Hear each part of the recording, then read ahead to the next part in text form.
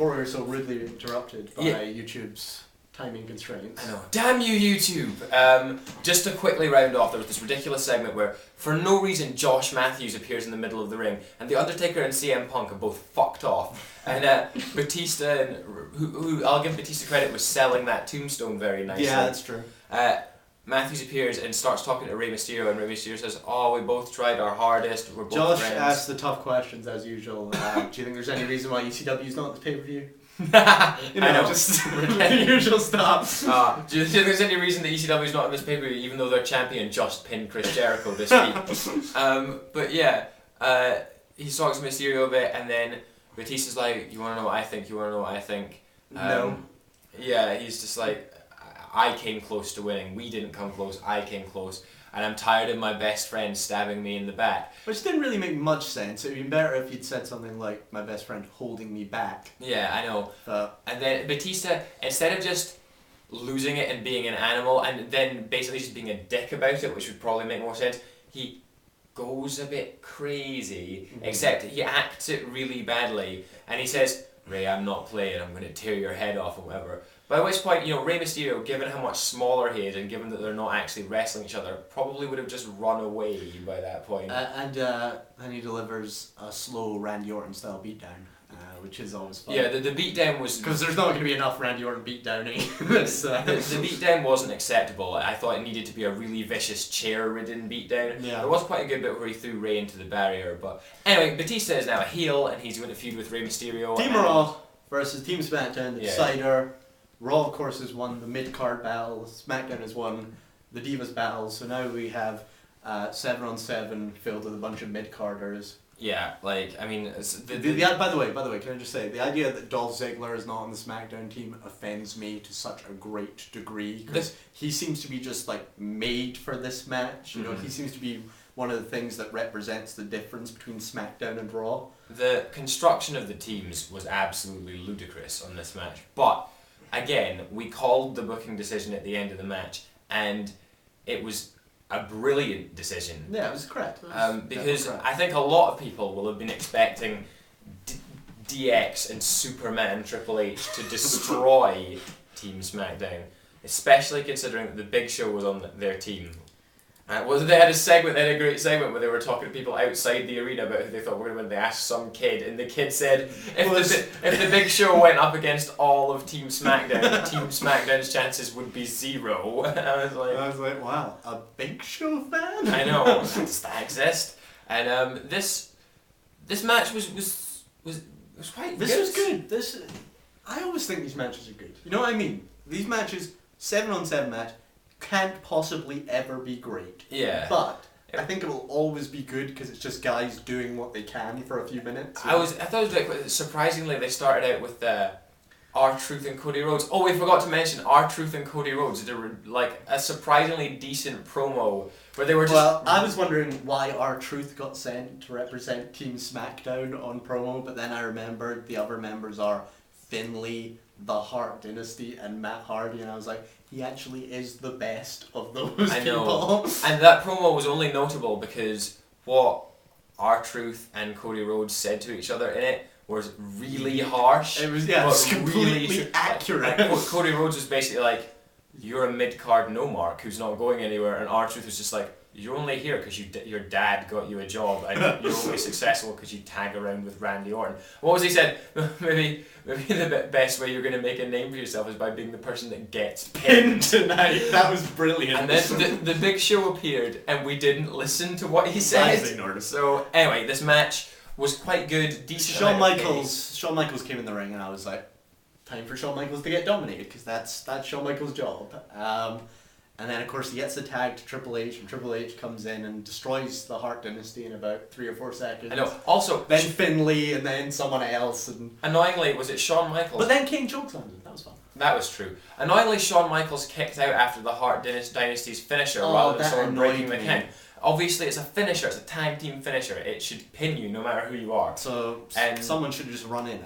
I know. And we discovered in this match that there actually is an individual that Shawn Michaels doesn't have great in-ring chemistry with. Finlay. They bang heads in the middle. Oh, terrible. That was pretty fun. But yeah, the ending of this match was absolutely inspired. It was brilliant. Well, actually, I say Raw dominating SmackDown. It actually wasn't. That was just how the commentators made it look. Everyone was just running into each other and doing lots of cool stuff. And then Big Show was the last guy left in the ring because he's the hardest to remove from the ring. And what happens, Big Show's in the ring. And Chris Jericho crawls back in, which I thought was quite clever because I thought they were going to tease that they were going to fight each other. But Kofi Kingston, the non-Jamaican, who Triple H in a promo earlier just brutally was like, yeah, how stupid is that? We've outed a fake Jamaican. And we were just like, sake. Anyway, and Big Show says, I'll climb up to the top rope, I'll throw you onto Chris Jericho and you can pin him. So Kingston goes up to the top rope, Show then turns, choke slams him. Once again, another spot which shows the Big Show is not particularly strong because he looked like he was really struggling to choke slam Kofi Kingston. But he choke slams him, and then Triple H tries to get in the ring, and we were all like, me and Bobby were just like, oh god, here comes Triple H to destroy the Big Show. Yeah. And just as he's leading to get in the ring, Big Show just knocks him out. Yeah, it was easily the most beautiful moment of the whole pay-per-view.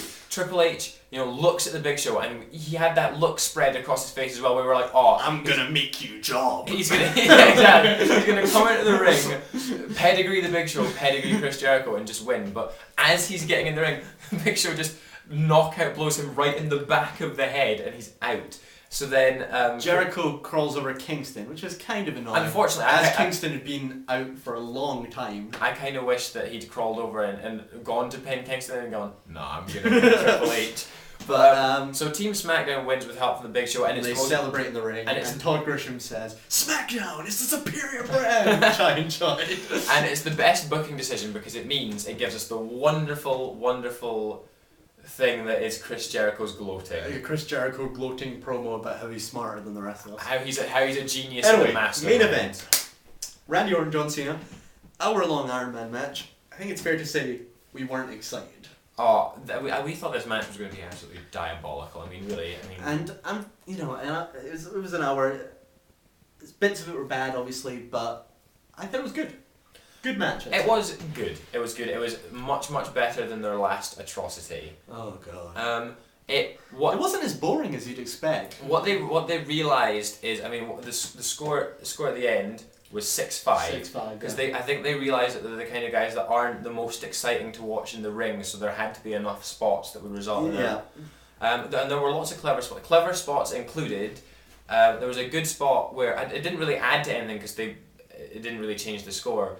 But Cena went for the attitude adjustment, and as he does it, so Orton still gets slammed, but he clutches around the neck and hits an RKO at the same time. That was really cool. And they have a double cover. Orton does a sick DDT off the ring apron, which really did look.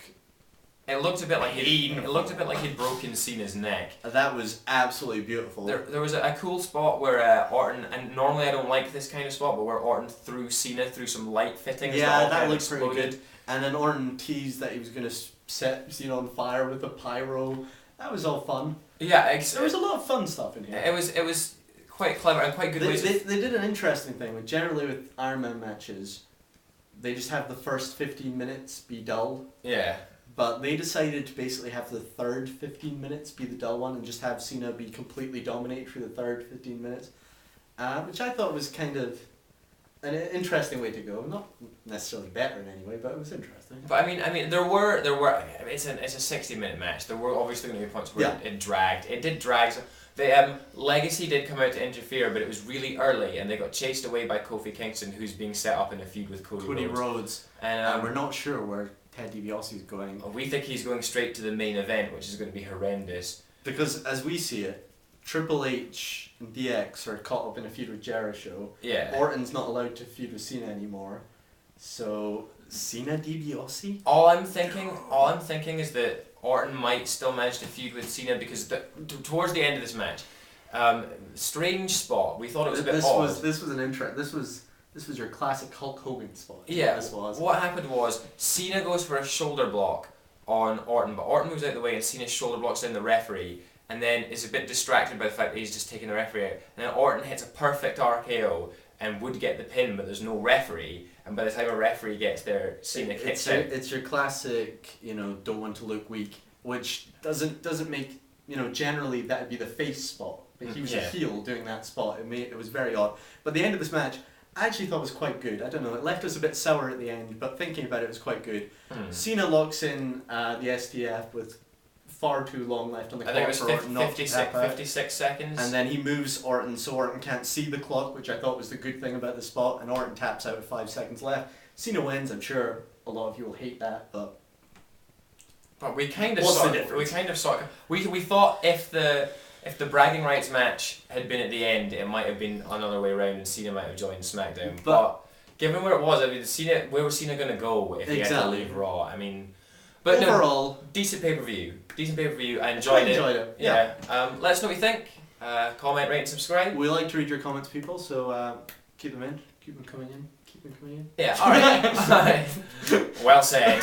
On that note, I have no idea what that. On that note, bye guys.